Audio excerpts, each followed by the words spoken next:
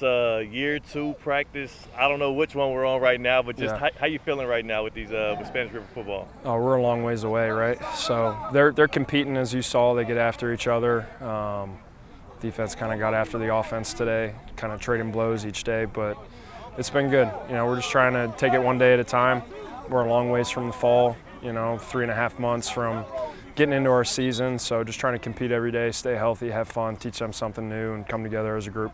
How's this different from last spring, though? Because I don't remember when you actually took the job and took over, but I feel like you probably obviously had a bigger head start on this spring. Yeah, it was way different because last year my first day here was day one of the spring. So, it was kind of just throwing stuff together and seeing what stuck on the wall then. But we got systems in place now, new members of the staff.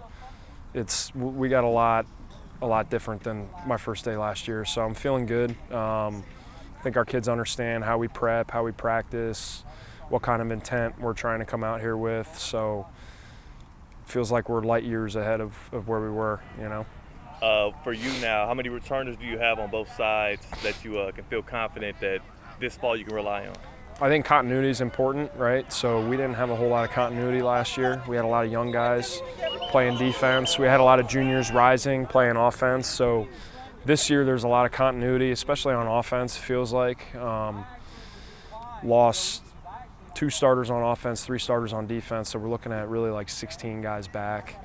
A couple guys decided to move on to other programs, but for the most part, there's a lot of continuity. I think on offense, that matters a lot. When you're trying to put together an offensive line and figure out who's going to play for you, it can kind of slow you down, but to have a quarterback, to have 3 returning starters on the O-line, guys at the skill positions, we're definitely, I feel better this spring than I did last spring. See some guys getting some offers rolling in too, man. What have you been able to see in the rise of the prominence around this program? The offers rolling in, of course, the playoff win and everything. Things have been on the up and up. What do you credit that to? The kids. The kids and everybody here who's working hard, is really what it has to do with. So when the team achieves success, I think you're going to see individuals get those accolades like we did, 16 or 17 guys that were nominated by the papers.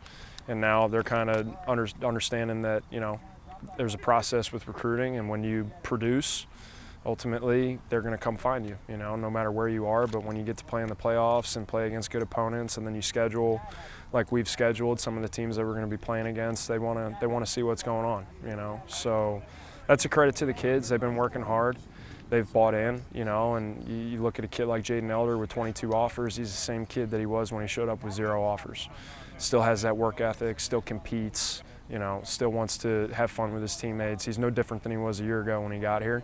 But obviously he's kind of viewed differently in the college eyes now. So how much does that kind of rub off on the rest of the kids? Because now they get to, those coaches are going to have eyes on y'all, and they might discover other kids, and that can roll out until, it can turn into more of a snowball effect. What's good for the goose is good for the gander, So when you got a guy, like I just mentioned, Jalen Elder catching passes, coaches are asking who's throwing the ball. And they're asking who number 7 is running across the field to go celebrate or block for them, When you've got backs that get recruited, they're asking for guys that are getting pancakes up front. So they're getting each other recruited for sure. When you get a group of guys that plays for each other and it shows up on film, when a college coach comes in to see Jalen Elder last week in Western Kentucky, and a young guy in Sam Desir has a great practice, he ends up getting the offer, along with a number of other guys. But kind of draws them in and just getting them to understand that it's good for everybody, not to be jealous, no resentment here. We cheer for everybody. The beginning of our team meeting every day, kind of announce who's gotten what's recent in the last 24 hours, and they're always happy for each other. So it's definitely good. You got guys on the defensive side of the ball too that are going to be very highly recruited. Zach Stellis, as I'm looking at him behind you right now, is a guy that's got 9 offers as a sophomore, and he'll probably be at 20 by the end of the spring, So they come looking for those guys, and then they discover others as well. We got to move a little bit here. We're going to get trampled. They're getting a little punishment. So. And I mean, that's good at this time of year, right? You want to see how they respond to extra work at practice. You want to see how they how they respond to longer days out here. What have you seen? What has been the response from the Sharks so far? Good. We're putting them, like you said, you put them in an adverse situation. We're in the beginning of May.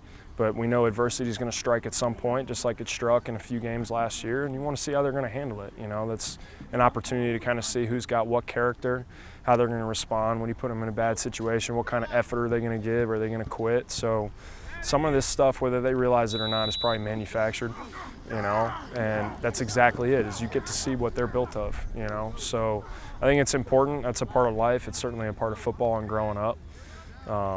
But we're always evaluating them, and I tell them that. You're always selling yourself, and you're always being evaluated whether you realize it or not. And that's not just in football, that's in life in general. And then lastly, when are we going to get a chance to see y'all? What's the spring football plans?